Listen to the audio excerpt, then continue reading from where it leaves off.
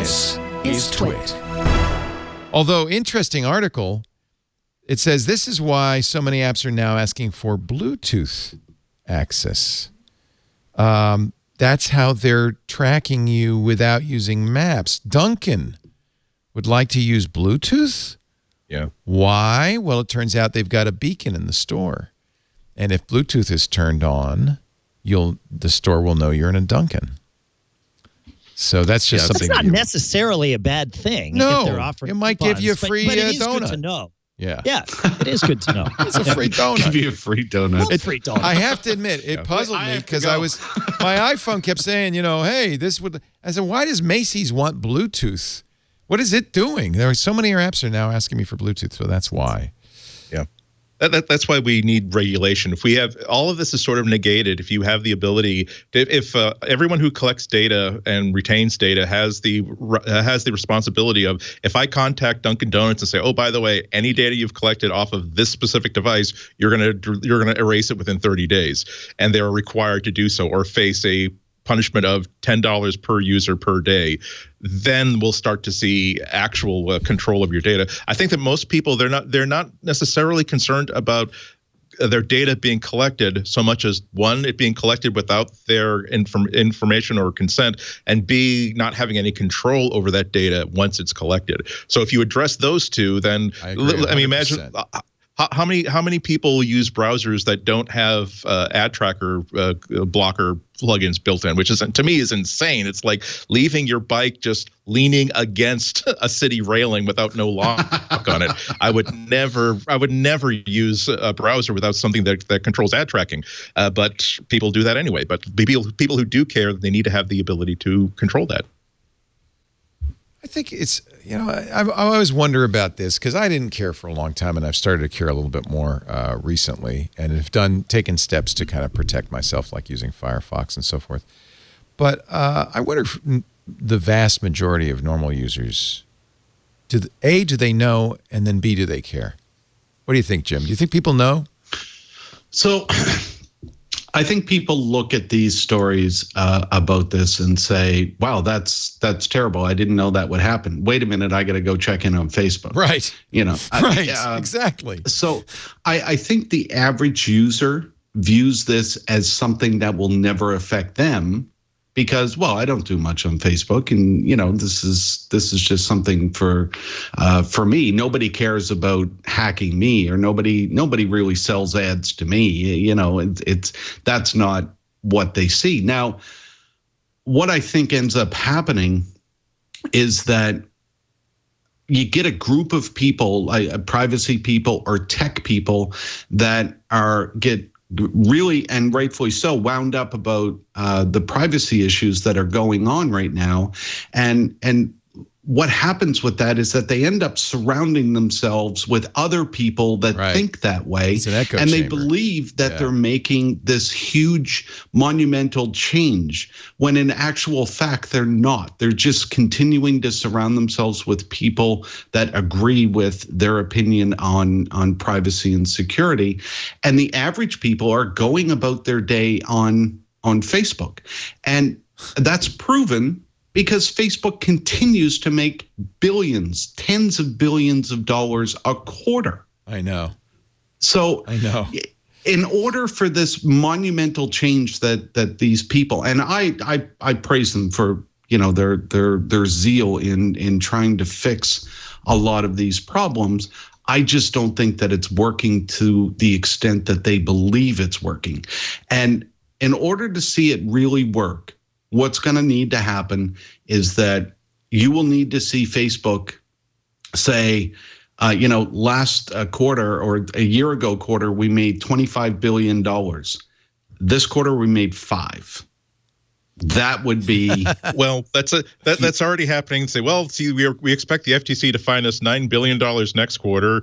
The EU will be fining us $11 billion in a month. Yeah, but Andy, this isn't for a quarter's work that they've done. This is an investigation that has gone on for years. So they've made $25 billion a quarter. Let's say that the investigation's been going on for 5 years. That's $100 billion a year that they've made for 5 years, and they're going to fine them $5 billion, $11 billion. Who cares? I'd happily pay that and keep the other $80 billion. And that's part of the problem that we see too. That's why we need EU-style regulation on the worst of these things. Right now,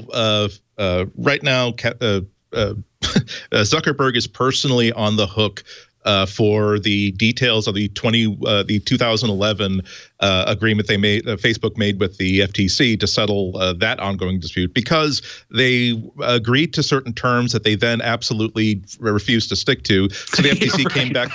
No, exactly. They didn't. I mean, and then they came. So the FTC came back and said, "Okay, guess what? You are going to be personally responsible for this. You're going to appoint a couple of officers that are going to be personally responsible for the consent agreement as well. And if you fail, now we're talking about you personally are going to be paying fines, and/or you personally are going to be serving jail time.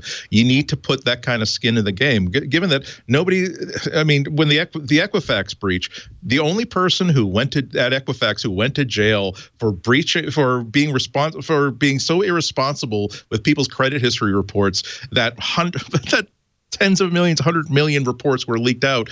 The only person who went to jail is the officer who decided that, gee, this news is going to come out in a week. The stock is going to tank. I better sell all my Equifax stock. Right. That guy went to jail. But as far as the other people, a settlement that's saying, well, maybe we'll give you $100, but you probably will never actually collect it. This is why we need to. We can't have regulations. We have to have laws now. There's a difference between a regulation and a law.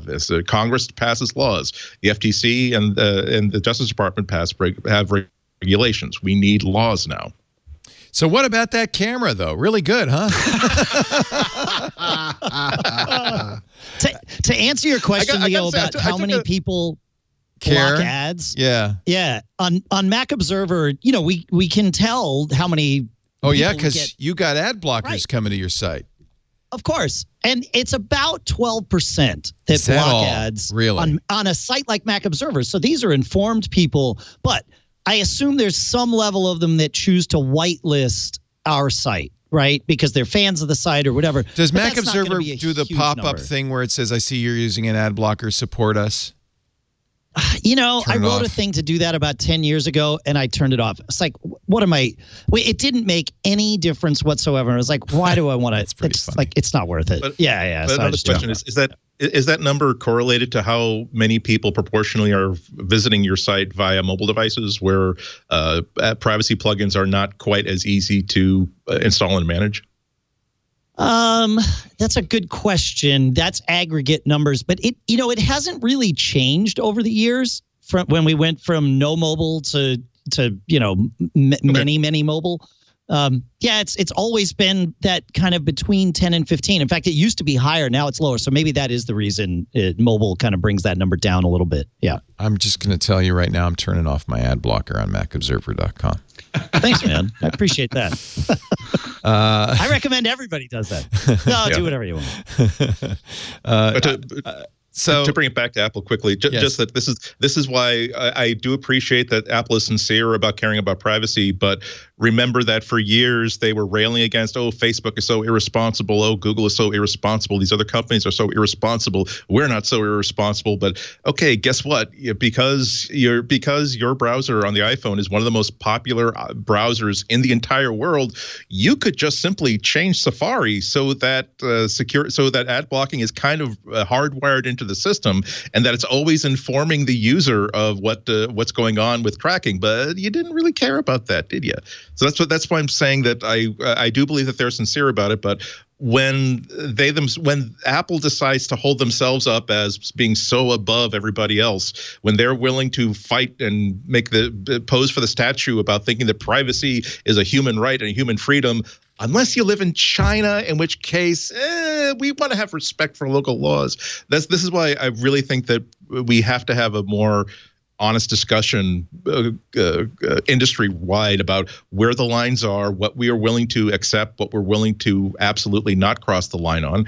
And this is why I'm always a little bit skeptical whenever any company, Apple included, makes such a bold and broad statement about what they believe in and why they are superior to another company in that field. I have to give Apple some props because I do think that they are attempting increasingly to encrypt more and more in preparation for the day when they want to be able to say to a government, "Gee, we'd love to give it to you, but we don't have it." And that was, of course, what happened with the famous FBI versus Apple case and so forth. And I think Apple, after that, said, "You know what? From now on, let's work harder on making it impossible for us to satisfy government requests." What's going to happen in countries like Australia or Russia or China, where you're not allowed to encrypt these things, that's another matter. That's a matter for another day. Sorry, Jim, go ahead. Well, I was just going to say that, no matter what company you are, you have to abide by the laws and rules of the countries that you're in. So, to say that Apple is maybe, I'm paraphrasing here, Andy, maybe weak on China, I think is a bit unfair because Apple has to operate within the law in China.